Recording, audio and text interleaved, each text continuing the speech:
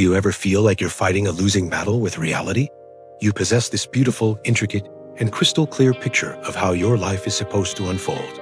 You see your career path as a steady, upward climb. You imagine your relationships blossoming with perfect, cinematic grace. You put in the hours, you do the work. You hold on to that vision with every fiber of your being, believing that your effort must surely be rewarded.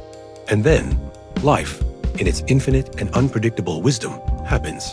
The promotion you are certain you deserved, the one you sacrificed weekends for, goes to someone else. The relationship you've poured your heart and soul into doesn't deepen.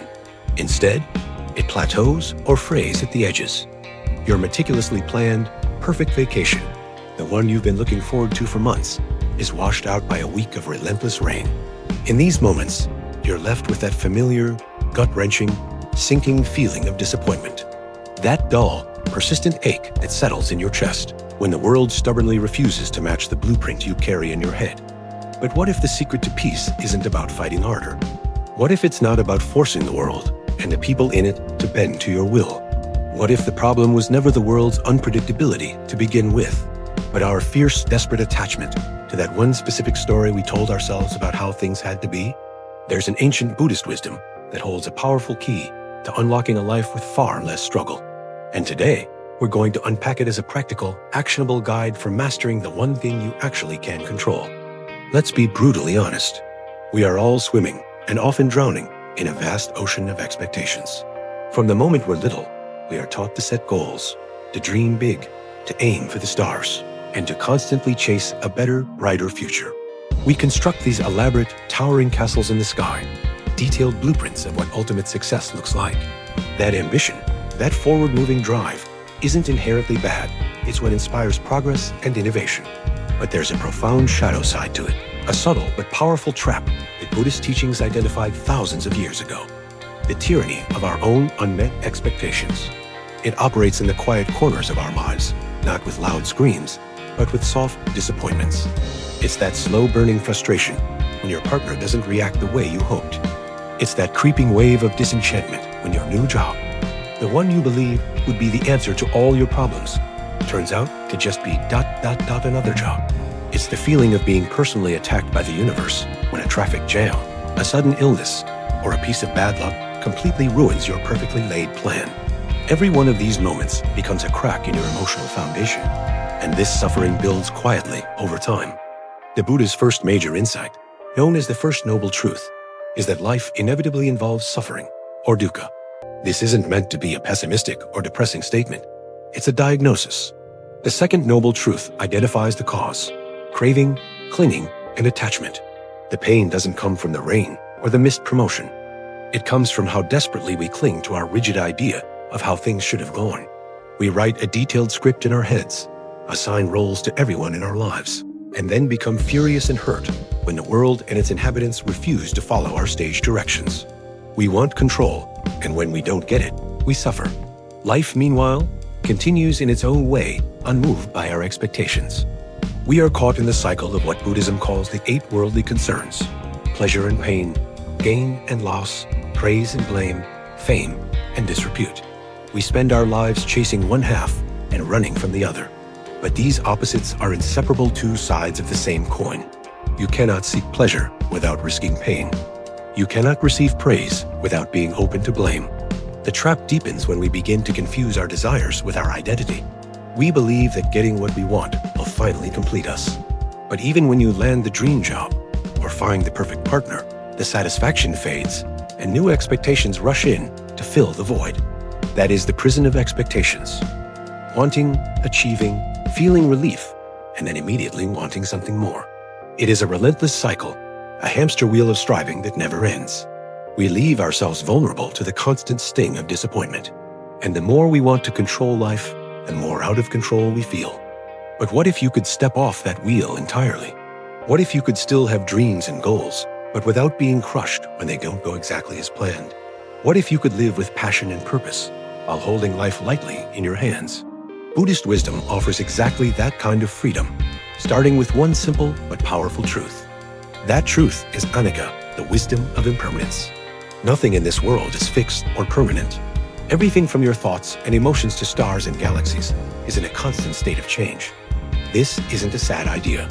It's one of the most freeing realizations you can have. Like a river that flows endlessly, you can never step into the same water twice. Joy comes and goes. Sadness rises and falls.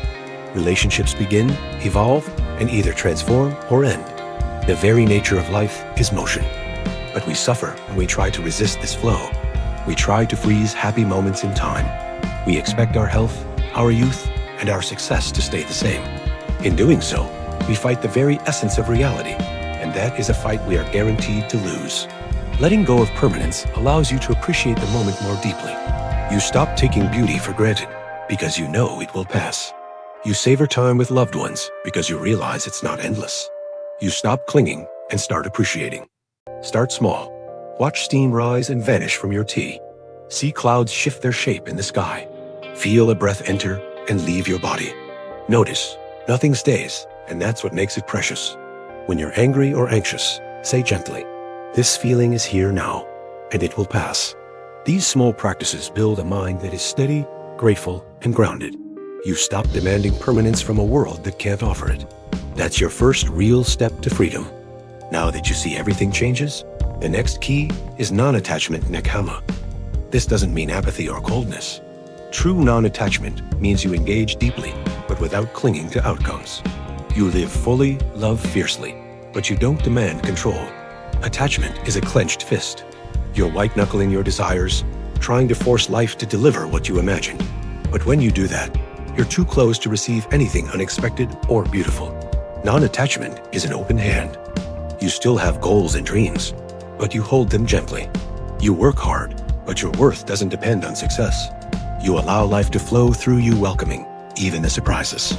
This is a deeper form of freedom. Our ego ties worth to outcomes. If I get the job, I matter. If I'm loved, I'm valuable. But your worth isn't on the table. You are already enough, exactly as you are beneath all those external layers. In work, this means shifting your focus from outcome to process. You do the task with integrity and presence, without obsessing over the result. You pour in your best effort and then let go. It's not laziness, it's spiritual strength. This mindset builds resilience. You don't burn out chasing praise. You show up, do the work, and let the chips fall where they may. Your peace is anchored in effort, not in unpredictable rewards. In relationships, it means loving someone fully without needing to possess them. As Thich Nhat Hanh said, you must love in such a way that the person you love feels free. You stop controlling and start honoring. Love them as they are, not for who you want them to become. This is not weakness, it is wisdom. When you let go of the project of shaping others, you finally see and connect with who they really are. They feel safe. They open up.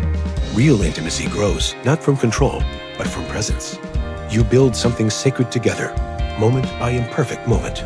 Now that we've embraced impermanence and learned non-attachment, we face the final and most practical key, mindfulness, or sati. This is the tool that turns philosophy into daily reality. Without mindfulness, ideas stay locked in the mind. With mindfulness, they become how you live your life. Mindfulness means paying attention, on purpose, without judgment. It's the opposite of living on autopilot. Most of us are stuck in loops of past regrets or future worries. We miss the only moment we ever actually have now. It is in this fog of unconsciousness that our expectations fester and grow. We don't realize we're clinging to stories until reality breaks them. Mindfulness gently shines a light on those hidden scripts, offering us space to breathe. Through meditation, we train ourselves to watch our thoughts with curiosity. A thought arises, "This should go my way," and we simply observe. We don't fight it, indulge it, or shame it. We see it, name it, and let it pass. Let's try it now. Close your eyes if you're comfortable. Take a breath in and out. Bring to mind a small expectation you have for today. Notice what story is attached. If this happens, I'll be happy. Feel where that expectation lives in your body. Maybe your jaw tightens or your chest feels tense. Just observe. Don't change anything. Just breathe and witness. Now imagine that expectation relaxing, like an unclenching fist. You're not giving up your hope. You're simply releasing the demand. Come back to your breath. Feel the inhale and the exhale. Notice how peaceful this tiny act of letting go can feel. You repeat this practice over and over, in stressful meetings, while talking to loved ones, while alone in thought. Each breath becomes a small act of freedom. You are rewiring your brain one moment at a time. Even short tools like 4-7-8, breathing, inhale 4, hold 7, exhale 8, can reset your nervous system. These tiny practices add up. They don't just reduce stress, they change how you relate to life. Now let's bring all three keys, impermanence, non-attachment, and mindfulness, into relationships. Relationships are beautiful, but also messy. And much of the mess comes from invisible expectations. We enter relationships with hidden suitcases of assumptions. We expect our partner to be everything: friend, therapist, cheerleader, soulmate. And when they can't meet those roles, we feel let down, even betrayed. We also expect them to read our minds, to know our needs without us ever saying them. We fall in love not just with who they are, but who we imagine they'll become. And reality rarely matches that image. The first step is mindfulness. Ask yourself honestly, what am I expecting from this person? Are those expectations fair, realistic, and clearly communicated? Or are they silently building resentment? Then comes non-attachment. You let go of controlling who they should be. You stop trying to mold them into an ideal. You offer your love without strings. You honor their freedom, even as you love them deeply. This doesn't mean tolerating disrespect. Boundaries matter, but you stop turning love into a contract. You cherish who they are now, not just who you want them to become someday. When you stop judging your partner against a secret checklist, something magical happens. You begin to actually see them. You connect with their real, human self, not your fantasy version. And they feel that acceptance. They relax. They become more authentic. The relationship grows in depth, not because you controlled it, but because you created space for truth to bloom. Now let's take this wisdom into the workplace. For many, career is a major source of stress. And most of that stress comes not from the job, but from our expectations about the job. We believe success must look a certain way. I should be promoted by 30. I must earn X by 40. Work must always feel meaningful or exciting. These rigid beliefs become fuel for burnout. We tie our identity to outcomes, salary, titles, praise. When we don't get them, we feel like failures. Even small setbacks feel devastating. The suffering isn't in the event, it's in the story we tell about it. This is where Buddhist wisdom offers a radical shift. You still aim for excellence, but you focus on the process, not just the result. You give your best effort, but release your grip on outcomes. This doesn't mean slacking off. It means working with presence, with joy, with integrity. You find peace in doing the task well, not just in getting the reward. And that mindset is powerful. It builds resilience. It protects you from burnout. Because your peace no longer depends on praise or perfection. You show up, do the work, and let go. This is equanimity, a peak of mental balance in action. Equanimity means staying steady through success or failure. You feel joy when things go well, but don't let it inflate your ego. You feel disappointment when things don't, but don't let it break your spirit. With equanimity, you reclaim your inner stability. You stop outsourcing your worth to results. You find a quiet confidence that no title, no raise, and no rejection can shake. We've now explored the three great keys: impermanence, non-attachment, and mindfulness. Each one helps us loosen our grip on life. Together, they form a path to peace. Letting go is not a one-time act. It's a daily practice. A moment-by-moment decision to breathe, to soften, to release. It's noticing when your old habits return and gently choosing again. You don't have to be perfect. Just aware, just kind, just willing to try again. And again, freedom isn't far away. It lives in this breath, this moment, this letting go. Now ask yourself, what's one expectation you're clinging to right now? What story is causing you tension or stress? Can you name it? And then, even for a moment, loosen your grip. If this message resonated, share your reflection in the comments. Your story might help someone else feel less alone. And if you'd like to explore more, please subscribe. You are not alone in this journey.